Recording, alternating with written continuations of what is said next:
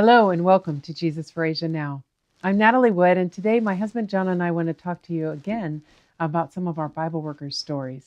Hello, love. Hi, darling. You look lovely. Oh, thank you. Yeah. Our story today is about a Bible worker now, but it starts with a disobedient housewife. It goes way back. Back in 2006, we were looking around this area. We found several different churches that had been built, but were locked because there weren't any pastors or Bible workers to take care of them. The local unit, the local conference at that time didn't have the manpower to keep them going. So they'd been locked, and the villagers were complaining, says, this church is here, but it's never opened. And so we thought, you know what, we were going to do an evangelistic series. Why go to a place that we'd have to build a new church when we can just come and start the churches that are already built? So we brought 6 teams, and we did evangelistic series in 6 different churches. Right, and the thing is, though, that this was all around one main town, Correct. In that town, there was no church. Right. So the president of the conference came to us and says, can we please do something for the main city of Udamalpat? So we added an effort in the town area, and so we all took turns to speaking there. And it was in a big marriage hall, rented hall, and a lot of people came. One of our Bible workers that had been with us from the very, very beginning, she used to be a Muslim, but she had married a Christian. But the Christian, in order to marry her, had to become Muslim. So he converted to Muslim, but he told her a little bit about Christianity. And then he kind of went crazy and came at her and stabbed her with a machete, hacked her up. And they carried her to the hospital, all pieces of flesh and stuff like that. She only knew one promise. And she claimed that promise over and over again. And the doctor says, you will die in 3 hours. 3 days later, she walks out of the hospital. Yeah, and God so is good. then she became our Bible workers. So she went out, and she and her daughters went and knocked on this one, and in the houses in the neighborhood. In this one house she knocked on, she met Jennifer. And she invited them to the meetings. Yes. But Thomas, Jennifer's husband, said, no way, we're not going. That's right. They had their faith, and that was good enough for them. But They were Christian, right? Yes. Of another faith. Right. He used to be a Hindu priest and converted to Christianity, but a different faith. And so she started coming to the meeting. She was sneaking out. Sneaking out at night. She wasn't coming when he knew. Right. And then she got so excited about it, she started sharing with him what she was learning. And his heart was softened. Yeah. And so they started coming as a family. And at the end of those meetings, they were baptized. Yes. And I remember the pastors saying, this is a special couple because they're from a caste that is very unusual. Very few of them actually had become, and there's many, many castes. There's like 2,000 unreached people groups in India, and that's because there's so many different castes, and so many different castes that have not heard the gospel yet. Right, and things don't cross caste barrier very well. No. So they were converted, and then they learned more and more of the truth. And of course, the church that came out of those meetings, we had to continue renting a marriage hall, and even to this day, we're still praying for funds to build a church. So back to their story then. Yes. They learned more and more of the gospel, and they loved it more and more. And now then they became Bible workers. Yes. They both quit their good jobs and became Bible workers. Now we're going to show you some of the stuff that he does as a Bible worker.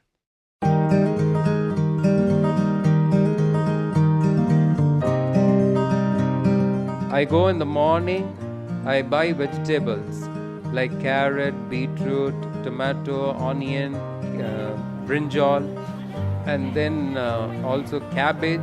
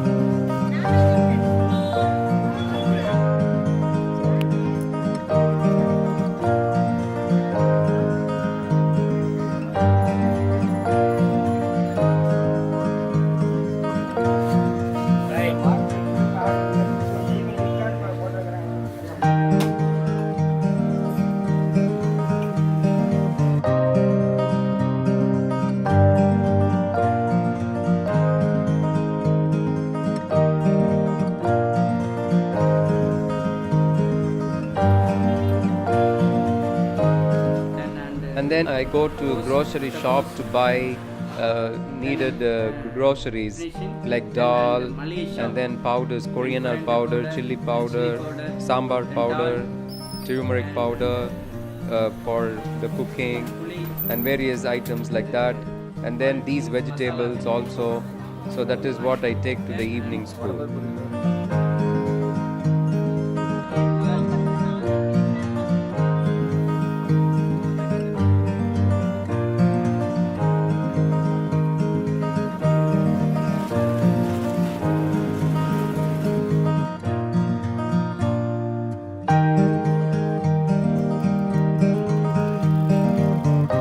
For the evening schools, weekly once I buy all these things and take it in my bike and put it in the 4 or 5 evening schools.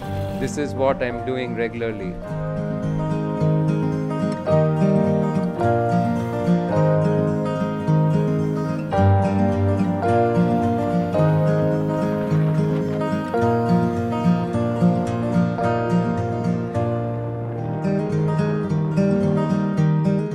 So how do you like his transport vehicle? It looks like he has to be very careful to keep everything on there with him when he's going. Yeah, you notice the big motorbike wasn't as efficient as the little motorbike. The little motorbike is actually stronger. Its frame is stronger. You can carry more with it. Right, and the seat is more square. It's not so rounded. Yeah, So and the there's box a dip is likely in front to of fall him off. so he can. Yeah, But that's how he delivers to all 6 evening schools. yeah, So not only does he have the churches that he cares for, he has all these evening schools that he oversees. He also makes sure that they have proper spiritual oversight as well. So he's like the principal and makes sure everything runs smoothly and the teachers are teaching and all that. So he's got a lot of work on his hands, and all this came from having that evangelistic series. yeah. That's awesome. I wonder how many more workers out there like him would come into the truth if we did more evangelistic series. But now the country is starting to close up to that kind of thing. Getting harder. So we need to pray harder. Yeah. Yeah. This next video shows what an evening school looks like. Okay, awesome.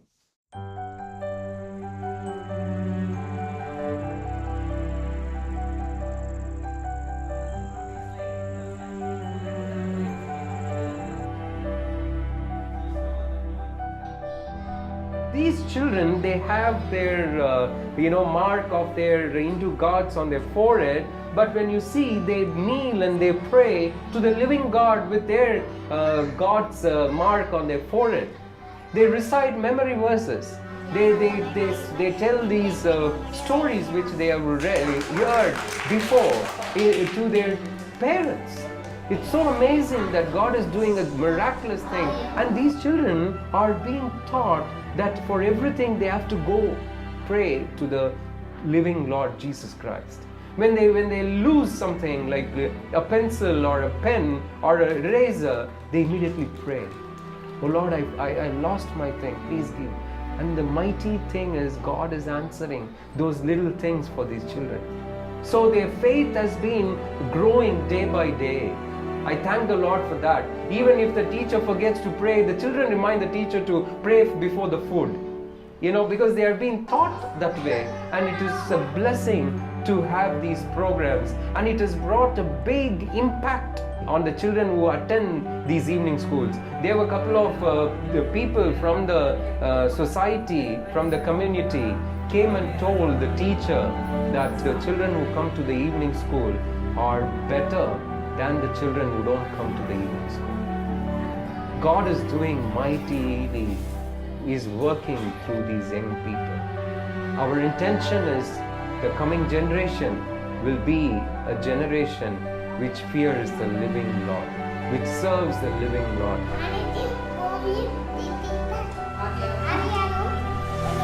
Very good.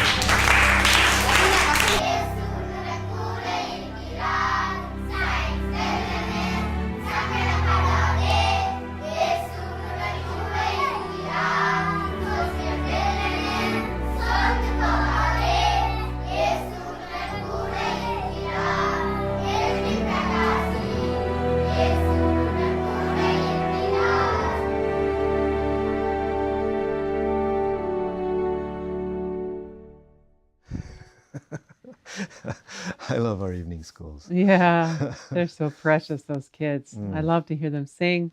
Yes. I sit there and you could see me looking because I'm trying to catch any Tamil words that I know when Which is a they're very sharing few. their memory verses. And sometimes you can tell, you know, the name of whoever the memory verse is about will be in there or something.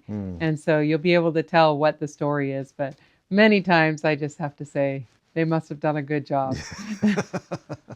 Everybody seems to be smiling, so it Yeah. must be good. Yeah. You This know, is so what- Jennifer is Yeah. helping with the coordinating worships and things like that for Correct. the evening schools as well. So Right, yeah. they So they're both fully very involved. busy. Very busy Very, people, very yeah. busy. The daughters are going through high school, and so they're very busy preparing for their exams and everything. But God is blessed in their family because they've been faithful. And we trust Thomas with a large responsibility and with the funding, and he's always been faithful, which is huge. Very, very honest. Yes. Impeccably honest, which is great. Yeah, so this next couple of videos is going to be talking about some of the challenges that they had in the house that they had to move into, in which they lived for quite a number of years when they took the pay cut as to become Bible workers, to work for God. And so they took the pay cut. I mean, they took the new jobs as Bible workers not because they wanted to get ahead in life or have a better life, because they really were wanting to serve God. And, you know, they saw the leadership of Jesus for Asia, that we were doing this by faith, that we weren't wealthy, you know, businessmen that had deep pockets and just give them the money whenever, you know, they need it. They saw that we were sacrificing to do this also, gladly, happily, because the payoff, the return on investment, I mean, Christ has already paid all of our salaries, way more than we could ever pay him back. So that was enough. Yeah. And so that spirit of Christ was in them, and they took that. But this is kind of describing some of the things that they went through. Okay, so this next video is of their old house. Yes. This is the place where they were staying for 10 long years. And they had all this snake experience, all these bad experience in their life in this house. Right now, what we see is where they wash the clothes here. And this is the toilet and the bathroom. This is the only place where the children used to take bath, you know, just wall for 4 feet. And above that, there is nothing to cover. And this is a kind of small kitchen here, but where they used to grind their things for the food. And this is the entrance for the house. This is the living room plus bedroom, where they had a cot here. The children used to sleep, and they had a cupboard here where they had all their clothes and 2-3 chairs. And this is where they used to sleep in the night. And this is the kitchen room where they cook food here, and this is where they kept their kitchen things. So this house consists of just 2 rooms. One is the living room, which is also the bedroom, and the kitchen room where they cooked. You can see the roof just broken. During the rainy time, it used to pour down, and when it rains, she says that they used to carry the children to this spot. If it is dripping down here, they will change there. The whole night they were there without sleep during the rainy time, because it pours down, leaks inside. And God answered Sister Jennifer and Brother Thomas' prayer. After 10 years, he has given them a nice, beautiful house. And this is where Sister Jennifer used to pray, started her fasting and praying ministry here, and God has answered all their prayers thus far. And so after all of her prayers, and I loved what she says, I kept praying for my needs, and I complained to my husband, and my husband says, hey, I'm the servant of God. You talk to him. Yeah. And so she started talking to God and asking, and God moved them into a beautiful new apartment. Right. And we're going to look a little bit about some of the challenges that they had in this old house Okay. right now. She came inside, she was singing song and lifted up yesterday's food, and when she could hear the rats running here and there. It was an unusual thing. And then she just came here, she saw they had a big bureau, old bureau here, a cot, a bureau, where they used to keep their clothes and all those things. And she just saw a big snake coming down the bureau. And it was just, she just screamed, Jesus Christ. And then, because he was there, she shouted, please come, I need your help. Here, a big snake is here. She said, I want you to hit the snake, kill the snake. Don't call anyone. Because previously when they called some people to help them to kill the snake, they started speaking like, see, you people are going to church and you people, your house, are you feeding snake? Is the snake growing here? You should go to a river, bring water, sprinkle. They used to say those things. So having that in mind, he was searching for nearly 1 hour. Where is the snake? The snake went somewhere. And because they had so many books and so many things were here, he saw the snake just crawl in the corner of that place there. When they removed those things, the books and everything. God only kept the snake without moving anywhere. As he was talking to me, he said, even I am scared of snake. I was really scared that time. If the snake would have moved, I would have ran outside. But God made the snakes just sit idly. Then he hit the snake and killed the snake. The length of the snake is more than 6 feet. Such a big, hefty snake. Is it a poisonous snake? Yeah.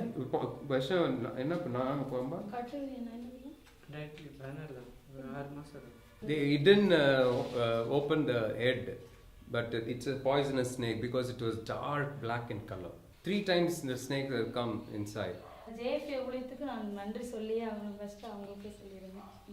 She's very thankful to the Lord for helping them, for supporting them, for keeping them, preserving them from all these dangerous things. And also she thanks the Jesus for Asia ministry for their support and for their prayers and for their help.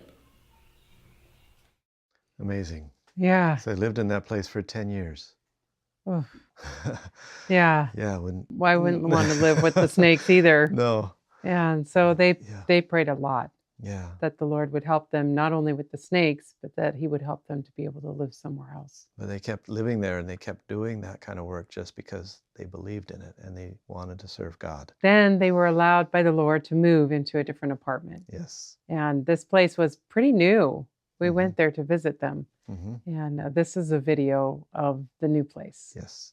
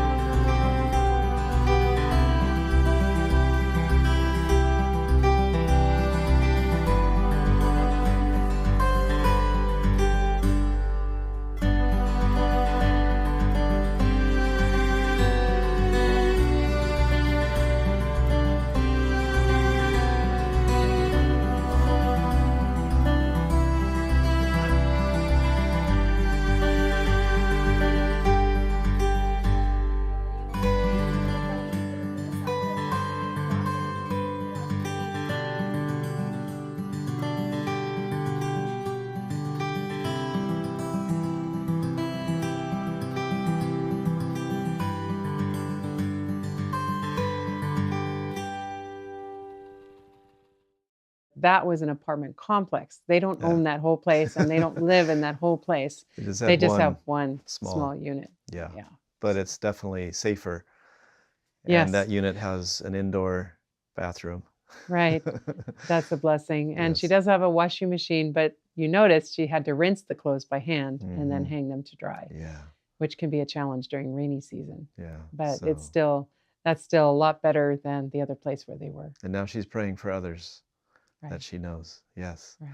It also is a testament to those people that would come and say, "Oh, the snake is here and you're having all this trouble because you're going to church." It's a testament to them that their God is a good God and Mm. can take care of them. The other thing we want to talk about today Mhm. is one of his churches, and that is the Udamalpet Town Church, like we were talking about, that has been in rented facilities until recently. Uh-huh. And now they've bought a property and it has a building on it, Mhm. but it's a house. Yes. It's not a church. And there's not very much room in there for a large congregation that should be for a large city like that. Right. Yeah. Right. So we were there and we visited and they asked us to share the need Mm. for a church building. Okay.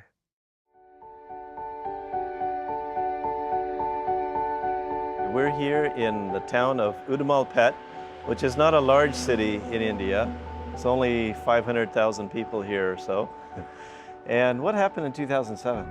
Well, we came and did an evangelistic series here Mhm. in the surrounding villages. Mhm. And then after we had started the series, we had 6 of them going. Mhm. They said, but wait, there's no church in the city itself. Mm. So we're going to all these villages.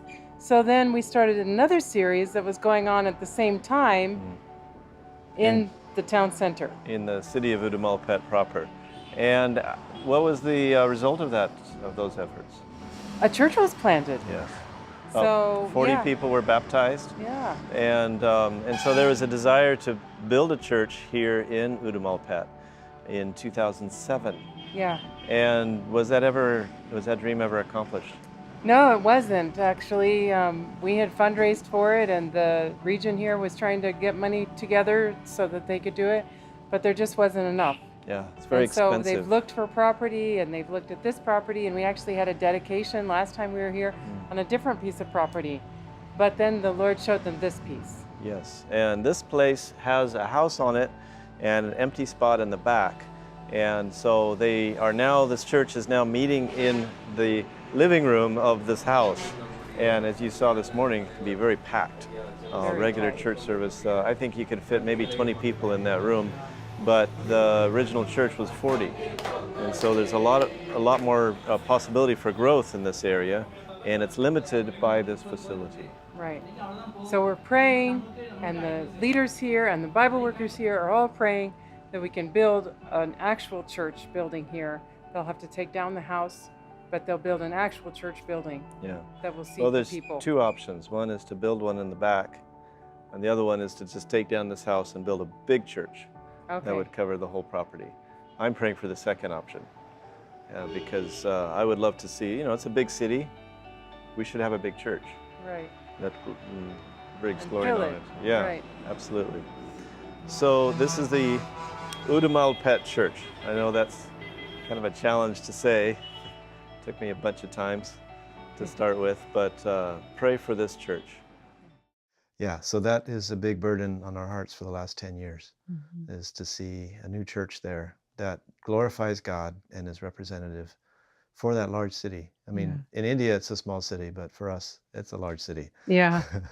Yeah, you notice in some of those shots inside the building, some of the shots, people were in chairs, and that was a Bible worker meeting when we were there. And then Yes. the other shot, people were sitting on the floor. That was church. And Yes. that way they sit on the floor so that more people can crowd in. Yeah. But God is good, and he's been providing for them. And we just really are amazed to see how he's working in people's lives in that area and how he's enabling these Bible workers and the evening schools to continue. And he gave them this property. And so we know that he has a plan. Yes. And we just have to continue to work, and we will see his plan So fulfilled. there's a lot of stories in that area. Yeah. A lot of unfinished stories as well. Right. And a lot more stories because remember, this is an area with 6 million people, 35 churches Right. for 6 million people. Mm. And was it 9 pastors and 20 Bible workers Right. for 6 million people. Right. So this is just one little part. We could theoretically cover, and we want to double the workforce in this area in the next few years because there's so many more needs, so many more, and more than double. Whatever the Lord provides, we just want to see this really go. Yeah. because the people are worth it in Right. God's eyes. Right. And that's awesome because, we've been told by church leadership that at least 60% of the Mm. growth in the last 8 to 10 years has been because of these JFA Bible workers. Yes. So we're just praise the Lord Yeah. for what that means. And these Bible workers, Mhm. they're not trained pastors, but they're No. doing the work that many pastors are doing. Yeah, and it's a blessing for those that are giving to support these Bible workers because, we can't go over there and do that, at least not to the effectiveness of what they're doing. And so we can provide the funds for them to focus on this full time. And then that grows our future inheritance. We can like send it on before us. We can exchange our material wealth, our earthly wealth, for heavenly wealth, Yeah. which we will then enjoy for all of eternity. Right. It'll be awesome. I can't wait to get to heaven and meet people that we've never met here, but I know. our small part has been a part of changing them for eternity. It's awesome. It's a huge privilege Yes. and an awesome responsibility, very humbling, Yes. but it's going to be worth it. Absolutely. It's going to be worth everything That's that right. we could ever have gone through. And yes, and we're very thankful to Yes. to play a small part in that. I was thinking about it the other day, and when we go to heaven, we're going to get newly made bodies. We're going to all be fresh and new with nice skin, and Jesus is going to keep the scars from the cross. And for eternity, we will see those proofs of his love for us. If you would like to be a part of enabling these Bible workers to reach the least of Jesus' brethren, you can send your tax-deductible love gift to Jesus for Asia, P.O. Box 1221, Collegedale, Tennessee 37315. Call us at 423-413-7321 or visit our website at jesusforasia.org. May God richly bless you until we see you again next time on Jesus for Asia Now.